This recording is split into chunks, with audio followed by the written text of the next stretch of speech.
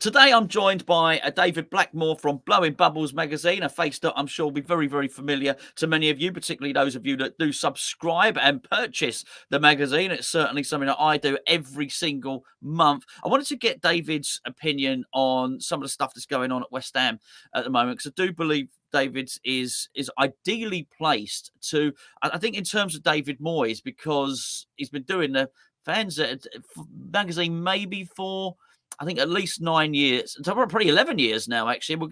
Yeah, he's nodding. So he's seen trends in managers coming and managers going, and sort of the pressure that's upon him, because he writes about it in a publication. David, first of all, welcome, mate. How much pressure do you think David Moyes is under at the moment, like from a media perspective? Because you're a journalist yourself. Yeah, I mean, David Moyes seems to always be under pressure, doesn't he? I don't think he's as much under pressure right now than he has been in different times in his tenure. I mean, look, when he came in, he wasn't. I mean, he was almost hating himself as the Messiah both times he came back and did what he was done. He went on to do. But like now, I feel like we actually have the team that Moyes wanted. I think it's only Antonio. There was one game where it was only Antonio, which wasn't a player that he'd brought in. So the rest of the players had all come in during his time at the club, and I think that speaks volumes for his longevity. And I think I was watching something with Kevin Nolan the other week, and he was saying that the manager has got a thick skin, and you don't really know what's going on behind closed doors. But there's two ways of looking at it at the moment. We're ninth in the league. We're still in the Carabao Cup. We've obviously got the FA Cup coming up. We're top of the group in the Europa League. So right now, heading into the international break before the Premier League resumes again, I would say personally, I don't think there is a absolute swelling of Moyes out compared to what we've had before. Last season, I think there were definitely a vast majority of people that wanted Moyes out, and I still think that people want to have Moyes out, but are happy for it just to continue for a little bit longer until things sort of nosedive, because I think the thing we need to be aware of or conscious of is that, you're bringing someone else in. You have to give people time. You have to give players time to adjust to the league. And I just think you only have to look at, you have to look at Chelsea. Graham Potter, he was in there to be kind of to set it all up, a legacy kind of manager, that kind of thing. And gone after 6 months, Pochettino, Lampard came back for a bit. I just think at the moment, my gut feeling is I am still very much that Moyes should have this season.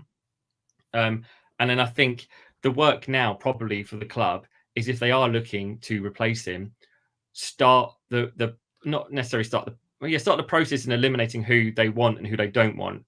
Because my concern is that we sack a manager and then it's like, who are we going to get in? We can't call Moyes back because we just sacked him. the third incarnation of David Moyes. There you go. Yeah.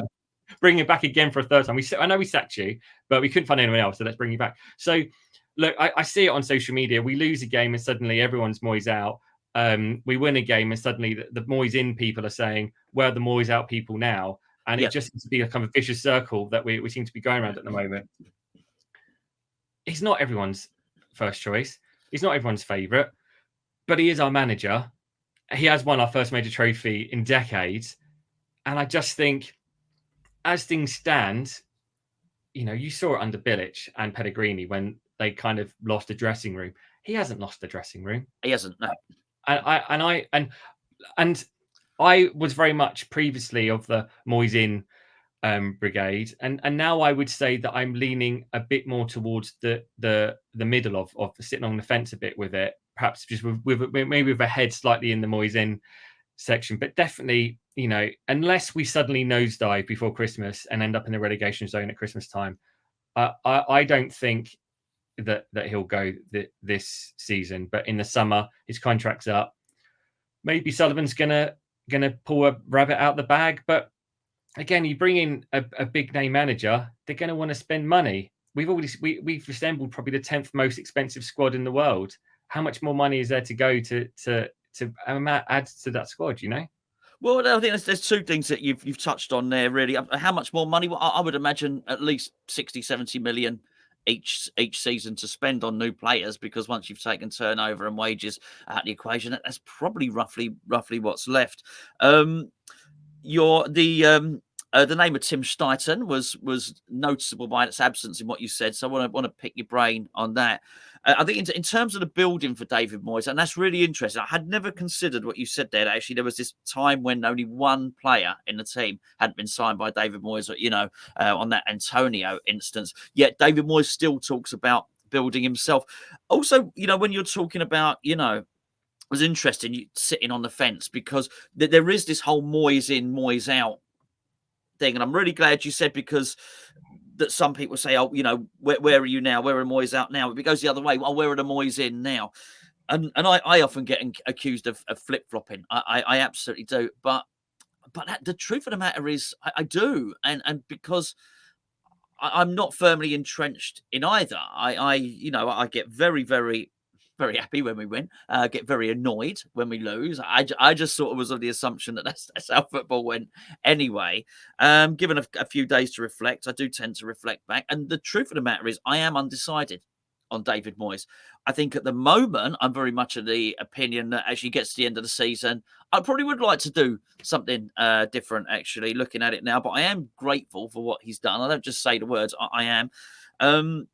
But I also do look at the situation and think, well, it's not irretrievable for him. Were he to win something again this season, you could not. I think you would have to offer him a new deal, irrespective of how boring the football might be at some point. But I say boring football. I say that off the back of the last two league games, both being 3-2s.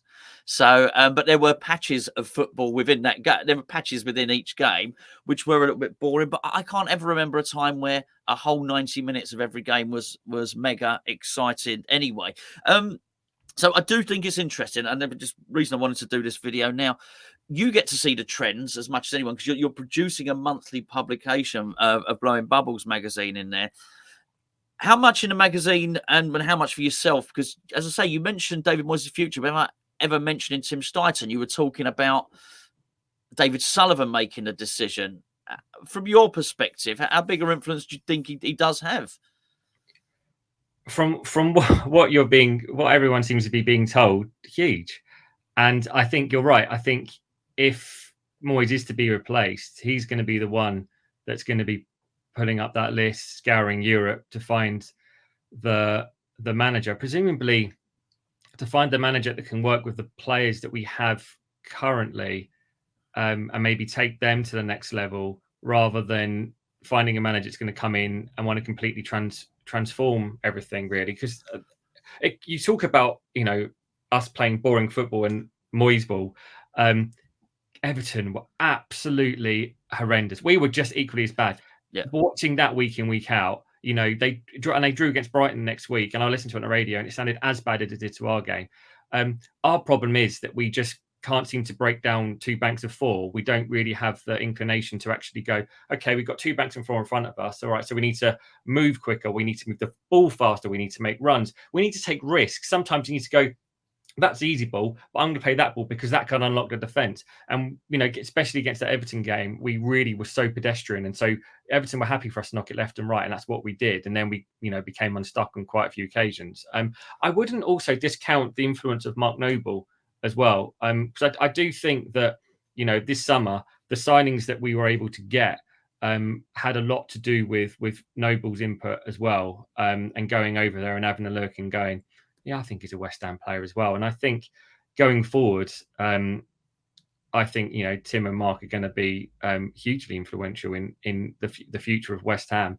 But how many times do you see it happen where it always seems to be a bit of a power struggle when someone comes in above a manager and it's who they're going to sign? And sometimes it is the person above the manager that goes rather than the manager itself. So look, from what is coming out from the club, and look, from what Moyes is saying, there doesn't seem to be, everyone seems to be on the same page, and long may that continue. Yeah, I certainly agree with what you said there, and it is interesting. I mean, because we ran a series of polls recently, and I think looking at them, I think we all thought it was going to be like 90% Moyes out and 10% Moyes in, but it wasn't, and I mean, this is often the case in anything, not just football. The dissenting voices are often the loudest in it, and actually, it turned out, and it was, I mean, in the end, like 7,000 people voted. You know, some on social media, some on websites, some on Hammers chat, some, you know. So we tried to get as broad a section as we could, and actually it was about 2/3 from Moyes out and a third Moyes in, which was not as big a percentage as I thought. So he's not lost the faith of everybody. There's clearly a number of people who are still grateful for what he's done. And I think, you know, after this international break, it's going to be really, really interesting. If we can beat Burnley, which you hope we should do, we can get to the finish top of the group, or at least get through to the next round. And somehow beat Liverpool at Anfield, which is going to be really, really hard. But if you can manage to do that, then I really do think the whole vibe, not just the vibe around the club, but I actually think maybe there'll be some opinions about David Moyes, because people will actually I think people might start to believe that we can win the Carabao Cup, and I just think you're in very, very different territory then. David, just before we go, so thank you for talking to me about that. It's international break, mate. We're always scratching around for content and things to talk about. You've been nominated for award for Blowing Bubbles magazine. We're not trying to get anybody to vote for it, by the way. You can't vote. It's adjudicated by a panel and a committee, isn't it? So congratulations on that, mate. Tell us a little bit about it quickly. Yeah, so it's the FSA Award, so it's the Football Supporters Association Award. It's the third time we've been shortlisted now, 2015, 2021, and now this year. And I mean, it's just a tremendous pat on the back to the team. You know, we haven't quite got across the line this time. Hopefully it'll be third time lucky. But just to be in and amongst the fanzines, you know, there's not a huge amount of fanzines out there in the world at the moment. So to still be in and amongst the best in the country is great for us. And it's a great, I mean, to be honest, the greatest thing for us is getting people reading it every single month, because without people reading it every month, we wouldn't be in print. So I think that's the biggest testament for us. But yeah, no one can vote for us. It's all done by a panel of, I think, sport journalists that look through all of it. So hopefully they're combing through Blowing Bubbles as we speak, and hopefully picking that we're going to be the fanzine of the year. Well, no, we wish you all the luck in the world. Just hold up a Blowing Bubbles if you wouldn't mind, please, David. Just for those of you who don't know, it's a monthly publication. You can get it in print, the hard copy, which is the one I like, to be honest with you, or you can download it on its digital format. How do people get hold of it, David? It's basically packed full of West Ham stuff. There's a month's worth of West Ham stuff. Tell us some of your writers, actually. Who writes in it? Yeah, so we've got ex-West Ham employee, we've got George Paris, Clarence Hugh also writes for us. And then, you know, we've got a great team that have been there since the very beginning. You know, we've got Lucy Farrell, Jeff Hillier, Emily Pullum's been there for a number of years, and Julian Shea as well. So these all guys that have been through the highs and lows of following West Ham United. And yeah, it's a monthly issue, blowing-bubbles.co.uk. That's where you can get it. Various different, you can get individual issues, you can get digital issues, you can get hard copies, you can subscribe for 5, 11 or 20 issues. So there's subscriptions to suit everyone. There you go. Check it out. The link will be in the description below. David, thank you so much for joining us, mate. We wish you all the luck in the world. Let's be fair. It'll be another win for West Ham if you win those awards. David Blackmore from Blowing Bubbles magazine. Cheers. Thank you very much. Cheers, mate.